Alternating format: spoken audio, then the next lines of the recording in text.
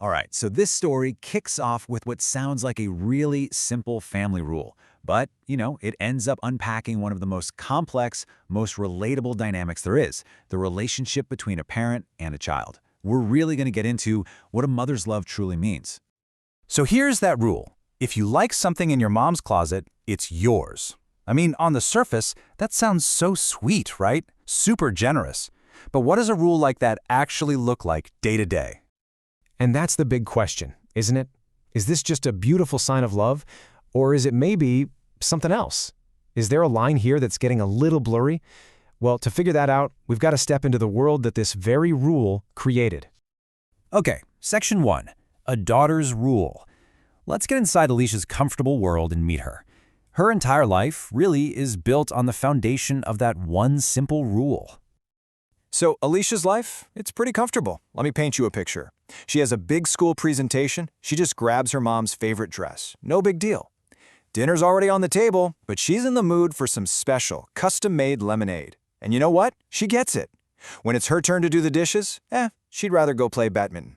She even brings a friend home with a sprained ankle, just assuming, totally expecting, her mom to drop everything and play nurse. And from Alicia's point of view, everything is perfect. Why wouldn't it be? She sees a loving mom who always says yes. In her mom, she sees a daughter that she just completely adores. So on the surface, it's this really happy, loving, perfect little bubble. But you know how it is? That perfect bubble is about to get a visitor. A new perspective is about to arrive, and it comes in the form of Alicia's new friend, Sandra. So Alicia gives her presentation. She totally nails it. And afterward, Sandra just makes this one simple comment about the dress she's wearing. "That's your mom's dress?" She must have been upset. And boom, that question right there, it might sound small, but it's the very first time anyone has ever even hinted that Alicia's mom might have her own feelings, Feelings separate from whatever Alicia wants. Yeah, Sandra is just puzzled. She's looking at how Alicia treats her mother, and she just can't quite get it. She starts asking these little questions, and each one plants this tiny seed of doubt in Alicia's mind. And for the very first time, Alicia starts to wonder, wait a minute, is this a two-way street? Do I ever take care of her? And this all leads to a really pivotal moment. We're talking about two different worlds colliding, when the idea of not being cared for suddenly becomes very, very real. So this brings up a huge question. What does it truly mean to not be cared for? Alicia probably thinks she has an idea, but she is about to find out that her friend's reality is something she couldn't have even imagined. And this is where the story just takes a shocking turn. Sandra reveals that she's an orphan, and when she talks about not being cared for, it's not some abstract idea. It comes from a place of real deep trauma. And she even shows Alicia a scar, a physical scar from her former foster mother. I mean, look at this timeline. The contrast is just staggering. While Alicia was asking for special lemonade, Sandra was being denied food if she didn't like her peas. While Alicia was borrowing her mom's dresses, Sandra was being called a thief for just looking at a nice brooch. She was told she was less valuable than a dog. It's just awful, until her foster mother's kind brother finally adopted her and rescued her from that situation. And this quote, wow, I wish I had adopted a dog instead. Of all the horrible things she went through, this one sentence just cuts right to the heart of it. Can you even imagine hearing that from the person who is supposed to love and protect you? That they'd rather have a pet? So here it is, side by side, two mothers, two completely different worlds. On one side, you have a mother making special lemonade and sharing her clothes. On the other, a foster mother who punishes with hunger and accuses a child of theft. It's not just about actions. It's about one mother who builds a child up and another who tears a child's entire sense of self-worth down.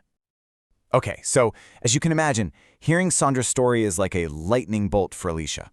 It completely changes everything, triggering this profound shift in how she sees her mom and, just as importantly, how she sees herself. And Sandra leaves her with this final thought. Stop taking advantage of your mom just because she doesn't say anything. And man, those words land. They hit hard. It's this painful but absolutely necessary wake-up call.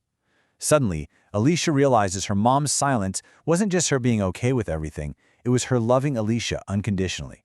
And Alicia doesn't just think about it, she acts immediately. Step 1, that dress goes back to her mom's closet, but this time with a real, heartfelt thank you. Step 2, she does the dishes, and nobody has to ask her or remind her. Step 3, she actually orders dinner in just to give her mom a break. A real change. But here's the twist. Her mom's reaction? It's not happiness or relief, it's worry. This sudden change is so completely out of character for Alicia that her mom starts to get scared. She's thinking, is my daughter growing up? Does she not need me anymore? So all this confusion leads us to the real heart of the story. It's a conversation that changes everything, where this mother and daughter finally talk it out and figure out what their love really means. And it starts with Alicia just laying it all out there. I'm sorry, Mom. I'm sorry I never appreciated you. She's not just apologizing for taking the dress, she's apologizing for the whole mindset behind it. And that kind of raw honesty, it was exactly what was needed to open the door. But her mother's response is just incredible. She completely reframes the whole thing. She tells Alicia, what you think was you taking advantage of me, I never saw it that way. I saw it as trust, or in her words, vishwas. And what is that? It's this deep, fundamental belief that no matter what you do, no matter who you are, the other person is still going to love you, unconditionally. See, it turns out it was never about taking advantage. It was always about trust. Her mom reminds her of it that time she got sick, and Alicia skipped a school trip just to take care of her. So asking for lemonade, that wasn't being entitled. It was Alicia having faith that her mom loved her enough to do it. Promising to do the dishes later, that showed responsibility. Her mom knew she'd get to them. It was always a two-way street, built on this amazing foundation of mutual care. And the whole conversation wraps up with this beautiful exchange. Alicia's mom tells her, you're a great daughter, smart, responsible, hardworking, and cheerful. And then she adds, and that's because your mom is the best mom in the world. It's just this perfect moment where they both see and appreciate each other fully. Which brings us to our final lingering question. Because, in a way, both Alicia and Sandra were right from their own perspectives. It really makes you think about your own life, doesn't it? Where exactly is the line between loving trust and starting to take someone for granted?